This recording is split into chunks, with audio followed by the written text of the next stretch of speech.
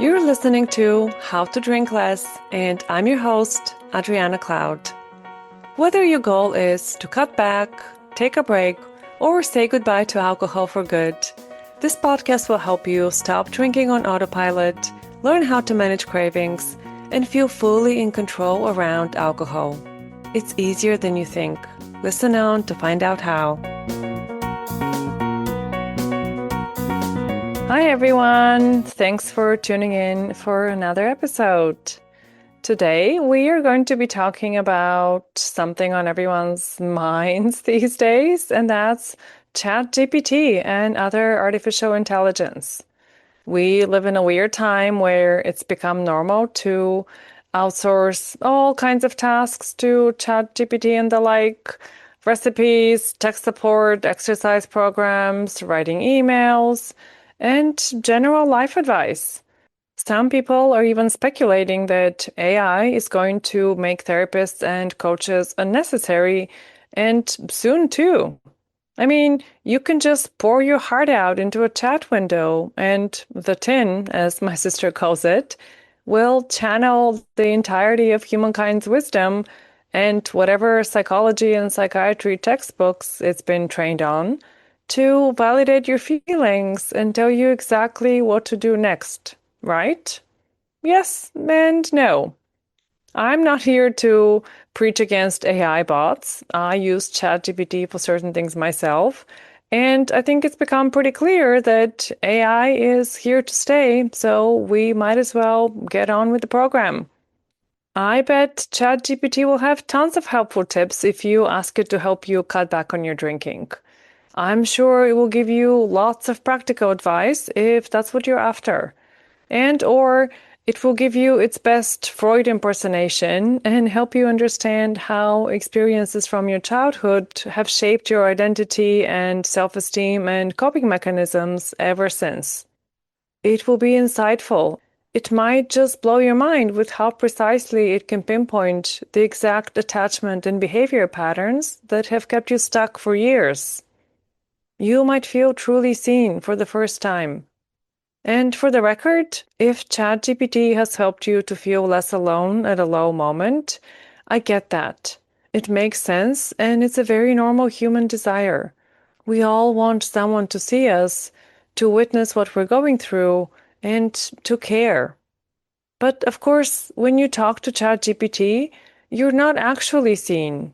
You're not being held by the gaze or by the awareness of a living, breathing creature with a consciousness.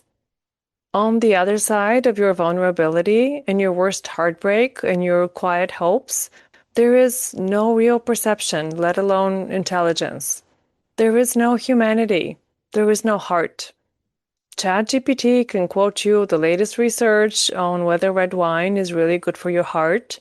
Spoiler alert, it's not. And it can calculate your risk of breast cancer based on how many units of alcohol you consume every week. It can give you a library's worth of tips on how to resist temptation, how to calm down your nervous system, what mantras to repeat to yourself as you practice becoming the new you.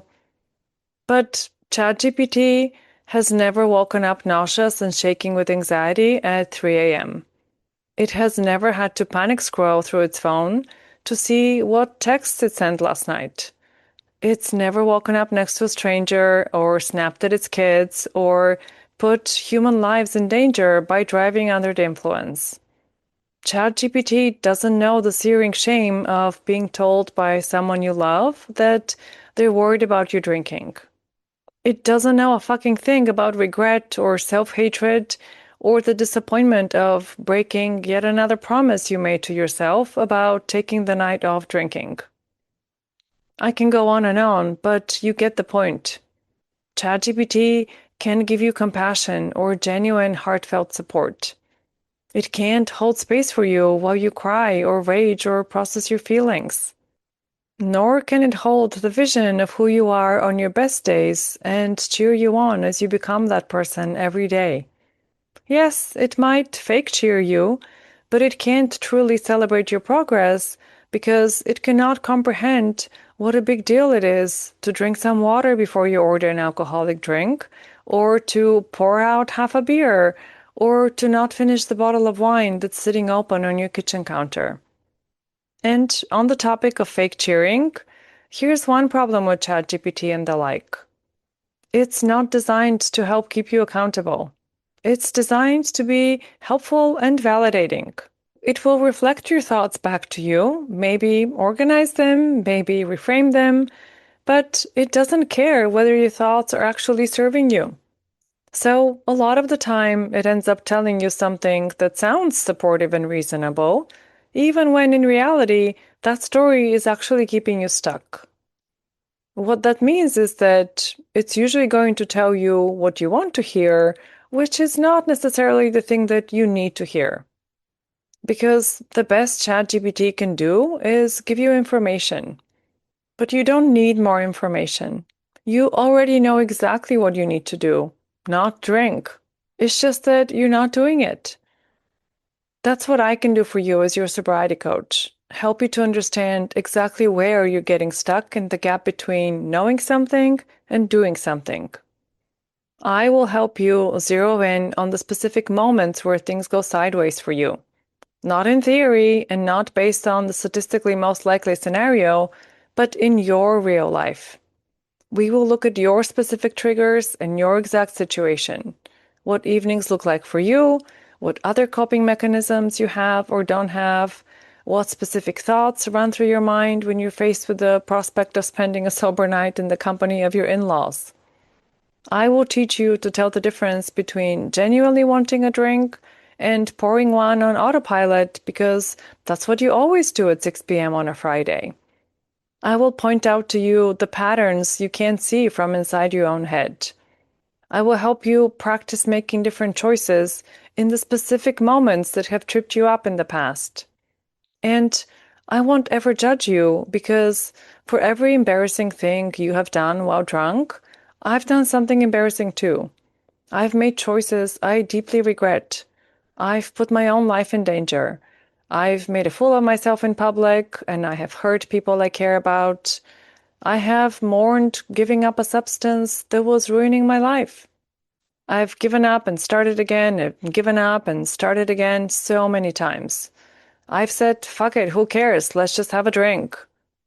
I have asked for help even though I didn't want to ask for help. I've been jealous that other people's journey to sobriety was faster and they lost weight and their hair looked better immediately after they quit drinking, while I had no energy for months after I stopped. My personal experience with alcohol and my humanity and my vulnerability are my superpowers. And what does ChatGPT know about any of that?